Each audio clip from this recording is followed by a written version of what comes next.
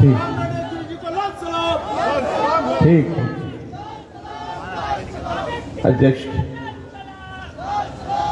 इस विशाल सभा के अध्यक्ष मंडल, मंच पे उपस्थित हमारे वामपंथी पार्टियों की महासचिव कॉमरेड डी राजा, कॉमरेड दीपांकर भट्टाचार्य, कॉमरेड देवराजन और लोकतांत्रिक जनता दल के जावेद रजा साहब, जिन्हें भी हम आधा कॉमरेड बुलाते हैं, मतलब वो भी हमारे कॉमरेड ही है। और मेरे सामने जो उपस्थित है, इससे भी कई गुना ज़्यादा जो हमारे वामपंथी कार्यकर्ता, जो लाल झंडे के देशभक्त और देश के सिपाही हैं। हम इस धूप में इतनी दूर से पूरे उत्तर प्रदेश से आप जो यहाँ पे आए हैं इस मकसद के लिए, सबसे पहले आप सबको हमारी क्रांतिकारी लाल सलाम मैं देना चाहता हूँ। और कठोर ये हिंदुत्व के नीतियों को जो पालन कर रहे हैं, लागू कर रहे हैं, जिसके चलते हुए वातावरण पैदा कर चुके हैं जो फैल रहा पूरे देश के अंदर, एक नफरत और हिंसा की वातावरण और जहरीला नफरत और हिंसा की वातावरण। अब इस वातावरण से मुक्ति चाहते हैं पूरी देश। इसके लिए नजर उन सब का आपके ऊपर है कि उत्तर प्रदेश क्या तय करेगा, वही होगा देश का भविष्य। और आज आप सब लोग यहाँ पे आए हैं, जिस जोश और भावना जो हमें नजर आ रही है आपके पीछे तक पहुंचती है। एक और आ रही है जुलूस अपनी लाल झंडे की, नहीं है यहाँ पे तो पेड़ों के नीचे जो बैठे हैं, बड़े बड़े विशाल जगह के इस्तेमाल करते हुए, इतने सारे हजारों की तादाद में जो लोग यहाँ पे आए हुए हैं, ये आपकी दृढ़ता के ऊपर निर्भर है कि क्या हम ये हासिल कर पाएंगे कि आपके बाद बड़ी चुनौती कभी नहीं आई। इतनी बड़ी चुनौती कभी नहीं आई हमारे देश के संविधान के ऊपर। जो संविधान हमको आजादी देने की बात कहता है, हमको भाईचारे लागू करने की, ये जो संविधान के अंदर जो गारंटी जो हमको दिए हैं, ये सभी के ऊपर आज बहुत बड़े बड़े हमले हो रहे हैं। जो 4 मुख्य स्तंभ है हमारे संविधान के, एक है धर्मनिरपेक्ष जनतंत्र, दूसरा देश की आर्थिक आत्मसंप्रभुता। आत्मसंप्रभुता का मतलब आत्मनिर्भरता नहीं, आत्मसंप्रभुता का मतलब देश की आर्थिक संपत्ति का मालिक देश के लोग हैं और लोगों की संपत्ति है ये। और ये आत्मसंप्रभुता एक और स्तंभ है। तीसरा है सामाजिक न्याय और चौथा है संघवाद, केंद्र और राज्य सरकारों के बीच में संबंध। आज इन चारों को देख लीजिए आप, इन चारों के ऊपर इस तरीके से हमले हो रहे हैं जो कभी नहीं हुए आजादी के बाद। अभी आप धर्मनिरपेक्षता के सवाल पर देखिए, जो राज्य सरकारें हैं वहां पर जिस तरीके से कानूनें बन गए हैं वहां पर कि अपने अल्पसंख्यकों के ऊपर शोषण करने के लिए कानूनी व्यवस्था जो है वहां पे कायम रख दी। कहीं पर गोरक्षा के नाम पे, कहीं पर लव जिहाद के नाम पे, कहीं पर पूरा उल्लंघन हो रहा है। और जिस तरीके से हमारे जनतंत्र के ऊपर हत्या, मानव अधिकारों को ही देख लीजिए। आज पिछले 4 साल से लोग जेल में पड़े हुए हैं यूएपीए के अंदर, भीमा कोरेगांव के केस के अंदर। आज तक चार्जशीट फाइल नहीं की सरकार ने। आज तक कोई आरोप नहीं है उनके सामने, सिर्फ आरोप है, कोई सबूत नहीं है उनके सामने, लेकिन वो जेल में पड़े हैं। अब हमारे देश के अंदर मीडिया की बात प्रचलित तो हो गई, गोदी मीडिया। उसके बावजूद चंद जो मीडिया जो बची है, जो सच्चाई ले जाती है लोगों के सामने, उन संस्थाओं के ऊपर हमला। और कल रात को फिर 2 बजे वो न्यूज क्लिक करके संस्था के ऊपर सीबीआई की रेड हुई है। कई लोगों को गिरफ्तार करके ले गए। और इस तरीके के हमले हो रहे हैं कि लोगों के सामने सच्चाई ना आए। और ये इस तरीके के हमले जो हो रहे हैं हमारे मानव अधिकारों का उल्लंघन। देश के संविधान हमें गारंटी देता है कि हमारा अधिकार है कि सरकार की हम संघर्ष में उतरे, उसका पूरा का पूरा गारंटी देश के संविधान देती है। लेकिन भाजपा की सरकार नहीं। और जो भी सरकार के खिलाफ आवाज उठाता है उसे कह देते हैं ये देशद्रोही है और इसको जेल में डाल दो। इसी तरीके से अपने आत्म हमारा देश का नौजवान आज बेरोजगार भटक रहा है। ये नौजवान आज दुनिया के अंदर सबसे छोटे उम्र का देश है भारत। 56% से ज्यादा हमारे देश की आबादी 25 साल की उम्र के से कम है। अगर इस नौजवान को अगर हम शिक्षा, अगर हम स्वास्थ्य और हम रोजगार प्राप्त कर सकते हैं तो और कोई किसी की जरूरत नहीं है एक बेहतर भारत बनाने के लिए। अपना नौजवान बनाएगा, उतनी उसके अंदर क्षमता है। तो इसलिए हम कहते हैं देश को ये नीतियां चाहिए ताकि उनको स्वास्थ्य, शिक्षा और रोजगार मिले। तो देश को नेता की जरूरत नहीं है। हमसे अक्सर पूछते हैं कि मोदी साहब का विकल्प क्या है। हमें कह रहे हैं कि देश को नेता की जरूरत नहीं है, देश की जरूरत है तो नीति की जरूरत है। जो नीति जनहित में है उस नीति की जरूरत है, वो है हमारा विकल्प मोदी साहब का। और ये विकल्प वामपंथी पार्टियों का कि जनहित में नीतियों को लागू करो। और इसके चलते हुए आज हम देखते क्या है, आत्मसंप्रभुता मालिक आप और हम हैं। और इस पिछले 9 साल में जब 10 साल खत्म होंगे मोदी साहब के, उससे ये आंकड़े और बढ़ेंगे। 16 लाख करोड़ रुपए गिनती करने के लिए कोशिश करिए आप। 16 लाख करोड़ रुपए का कर्जा जो उनके मित्र लिए हैं बैंकों से, उस कर्जे को माफ कर दिया मोदी साहब ने। 16 लाख करोड़ रुपए से ज्यादा बैंकों से कर्जा जो लिया इनके मित्रों ने। जब किसान हमारा तरसता हुआ वो कहता है कि हम क्या कर्जा ऋण माफ करो, कहते पैसे नहीं है। जब आपकी ये महामारी कोविड की आई, उसके बाद करोड़ों की तादाद में गरीब परिवार जो ऋण लिए हैं अपने बच्चों को पढ़ाने के लिए, पढ़ाने के बाद उनको नौकरी के आधार पर वो ऋण चुकाते, लेकिन महामारी के चलते हुए वो संभव नहीं हुआ। वो ऋण माफ करने की बात हम जब उठाते हैं, सरकार कहता पैसे नहीं है। और वो परिवार अपनी संपत्ति बेचकर, घर खेती बेचकर उस ऋण को चुकाना पड़ रहा है।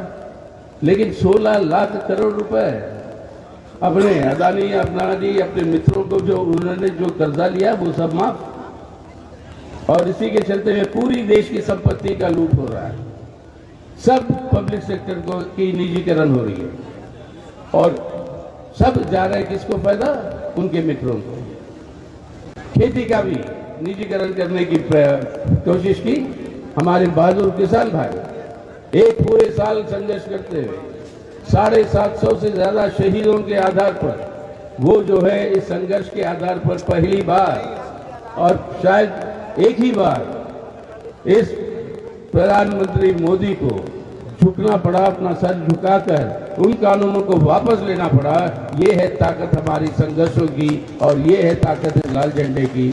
और ये झुका सकता है मोदी साहब।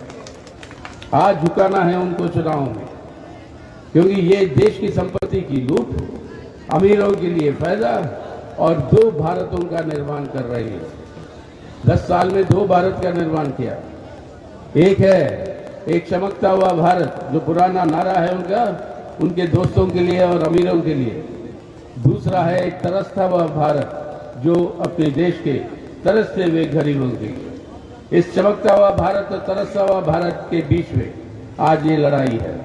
और तरसता हुआ भारत जिसका नुमाइंदा ये लाल झंडा है, ये तरसता हुआ भारत उठकर ये चमकता हुआ भारत को हरा के देश के हित में आज जो है नीतियां लागू करने की पूरी की पूरी दृढ़ता के साथ आज देश के सामने आया हुआ है।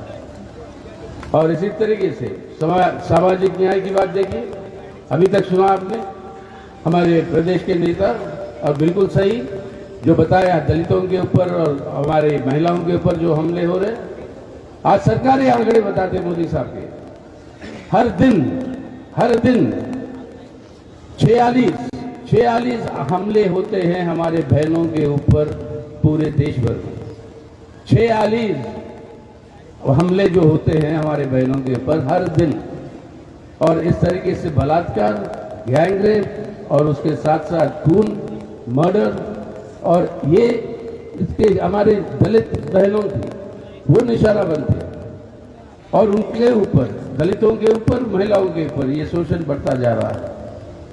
और आई बात आपके राज्य केंद्र सरकारों के बीच में संबंध की, जो गैर भाजपा की सरकारें हैं उन गैर भाजपा की सरकारों के ऊपर आज जो उनके नेताओं के ऊपर ईडी या सीबीआई को लगा देते हैं। आज सबसे बड़ा राजनीतिक हथियार जो है मोदी साहब और भाजपा के हाथ में वो है सीबीआई और ईडी। जो उनके खिलाफ है तो ईडी वह उसको चला देते हैं उसके ऊपर, और वो अपना पार्टी छोड़कर भाजपा में आ जाता है तो पूरे भ्रष्टाचार के केस माफ। यानी भ्रष्टाचार का कोई केस है ही नहीं।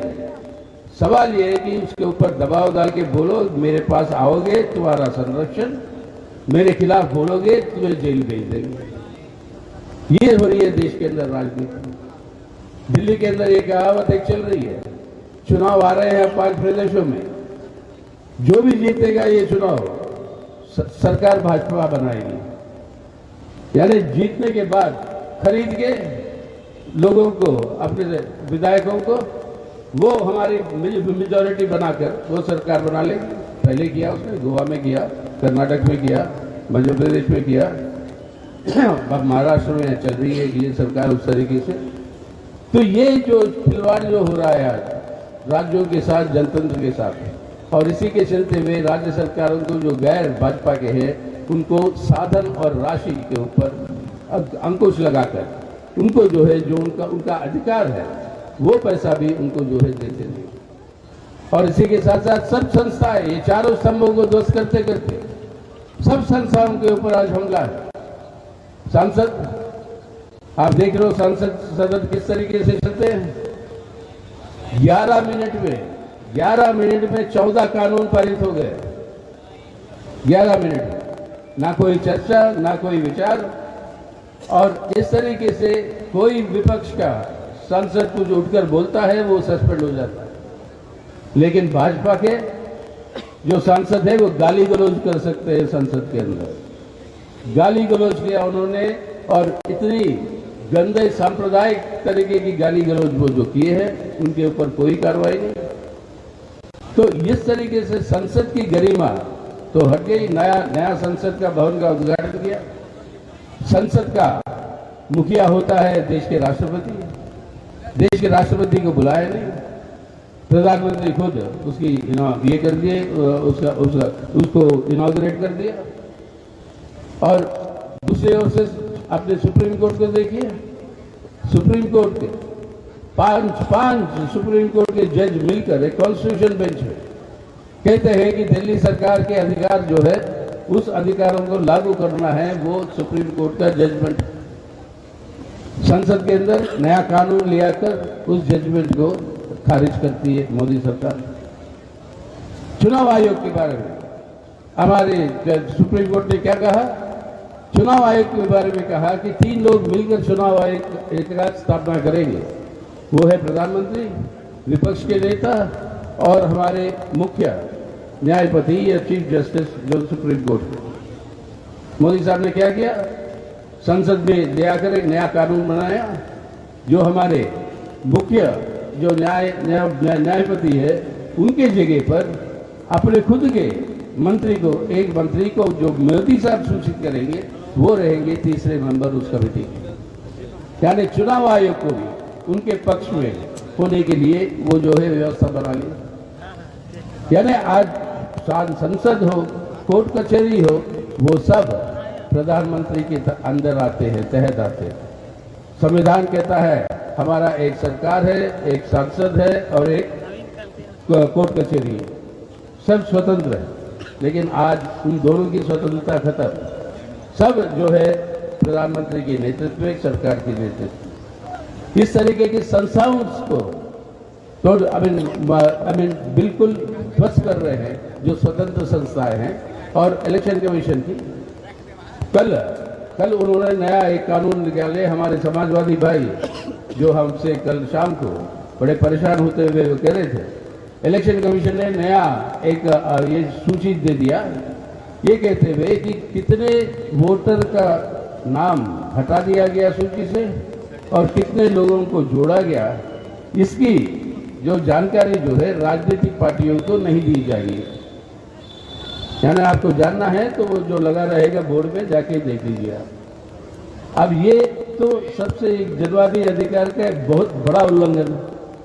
हर बार हर राजनीतिक पार्टी जो स्टेट में है उसको सूचित करते हैं कि ये है बदलाव।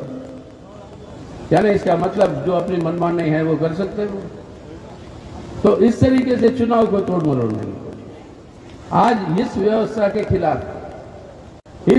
के खिलाफ ही जब देश के अंदर सब मध्यस्थ लोगों की जिंदगी बर्बाद हो रही है, बेरोजगारी बढ़ते जा रही है, महंगाई बढ़ते जा रही है, भूखमरी बढ़ते जा रही है, ऐसी परिस्थिति में सब धर्मनिरपेक्ष पार्टियां जितने हैं 28 पार्टियां यहाँ पे जो शामिल वामपंथी पार्टियां हैं वो हम सब मिलकर इस मोर्चे का घोषणा किया था इंडिया के नाम पे।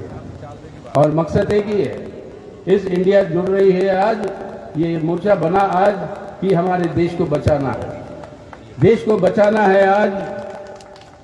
हमारा देश की चरित्र जो है एक धर्मनिरपेक्ष जनतंत्र का गणराज्य, उस चरित्र को बचाना है, बरकरार रखना है। तो सभी धर्मनिरपेक्ष लोगों को इकट्ठा होकर आज इकट्ठे ढंग से आज हमारे देश की रक्षा करनी है। और इंडिया का कहना है यही देशभक्ति का प्रतीक है। आज अगर आप देशभक्त हो तो आइए, भाजपा को हराना है, देश को बचाना है, यही देशभक्ति का मतलब है आज के दिन।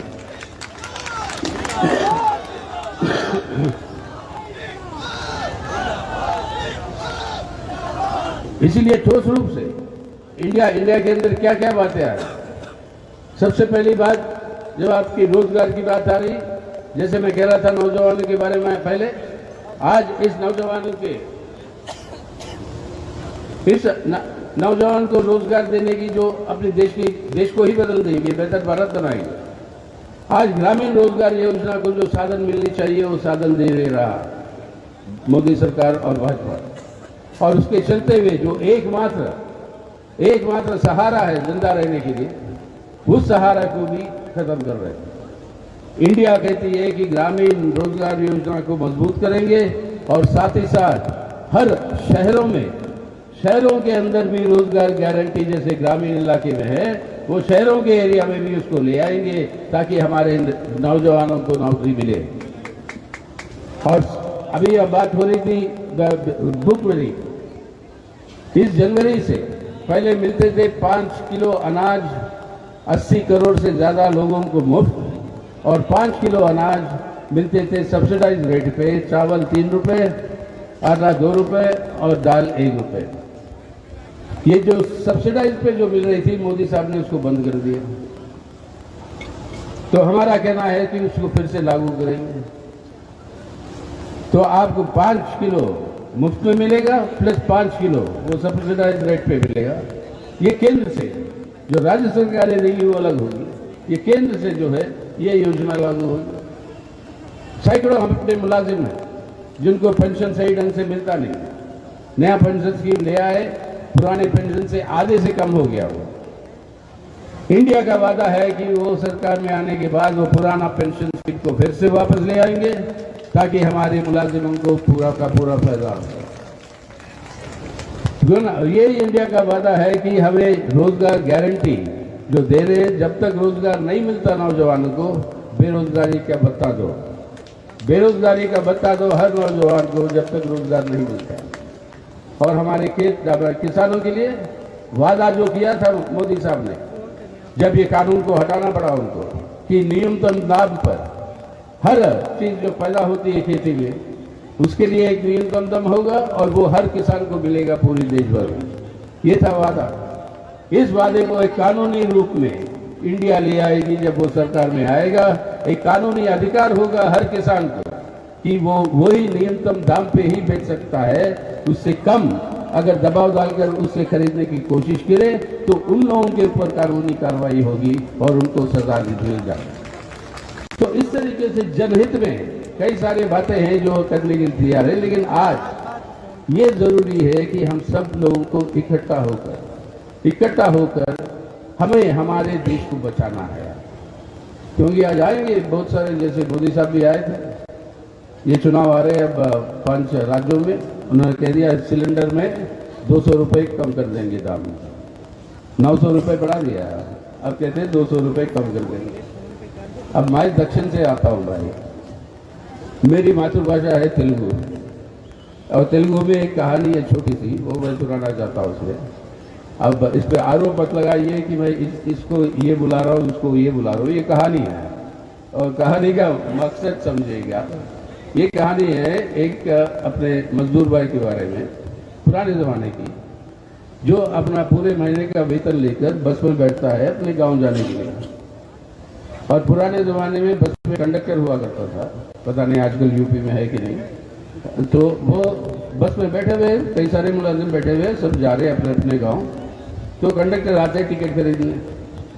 जब अपना मजदूर भाई जो हाथ डालता है अपने जेब में, तो देखता है कि जेब कटा हुआ है, किसी ने उसका बटवा मार लिया। अब वो कंडक्टर साहब से कहता है मेरा जेब कटा हुआ है, मैं शाहूकार को कैसे मेरा कर्जा चुकाऊं, पर कई परेशानियां हैं, तो आप मुझे घर तक तो छोड़ दो। तब वो कंडक्टर बड़ा अड़ियल था, उसने कहा नहीं, घंटी मार के बस को रोक दी और उसने कहा या तू टिकट खरीद या उतर जा, नहीं तो ये बस आगे नहीं जाएगी। बहुत तनाव पैदा हो गई बस में, एक दूसरे के खिलाफ लड़ने की नौबत आ गई लोगों की, क्योंकि बाकी लोग भी अपने वेतन लिए जल्दी में थे घर जाने के लिए। तो ऐसे तनाव की परिस्थिति में एक महानुभाव बस से उबर कर आता है, वो कहता है कि भाई उसके टिकट के पैसे मैं दे रहा हूँ कंडक्टर को, ये ले पैसे और बस चला, हम सबको घर छोड़ देगा।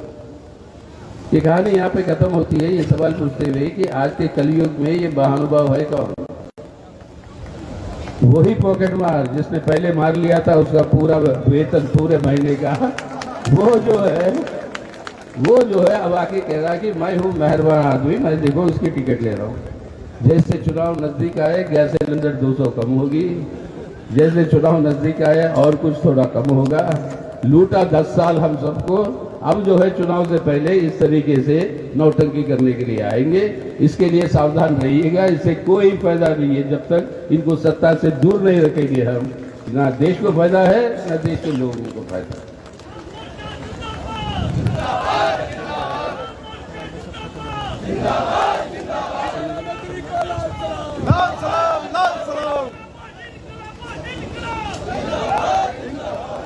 आखिर में बात, क्योंकि हमारे बाकी भी महासचिव यहाँ पे है, वो कोई कई सारी बातें बोलेंगे, अहम बातें। आखिर में यही कहना चाहूँगा कि आज बहुत प्रचार चल रही है अमृतकाल कि देश में अमृतकाल आ गया, अमृतकाल आने वाला है अगली बार जब फिर से भाजपा और मोदी साहब चुन के आएंगे। चलिए वो अमृतकाल किस तरीके से है, वो अमृतकाल लाना है तो इनको सत्ता से अलग करना है, वो एक बात रही। लेकिन जहाँ तक ये अमृत की बात कहते हैं, इसके बारे में एक बात हमें समझने की जरूरत है। अब बताइए अमृत कैसे पैदा हुआ, अमृत पैदा कैसे हुआ? हमारे पौराणिक कथाओं में जाइएगा आप, जो पौराणिक कथाएं बताते हैं कि अमृत की पैदाइशी होती है समुद्र मंथन के चलते हुए। समुद्र मंथन के समय, समुद्र मंथन जब होता है पूरे की पूरे अपने ब्रह्मांड की सृष्टि के, वो पौराणिक कहानी का मतलब है, सृष्टि के समय पर, पूरे ब्रह्मांड की सृष्टि के समय पर, उस समुद्र मंथन के चलते चलते 2 कलश उभर कर आते। एक कलश में था अमृत और दूसरे कलश में था जहर।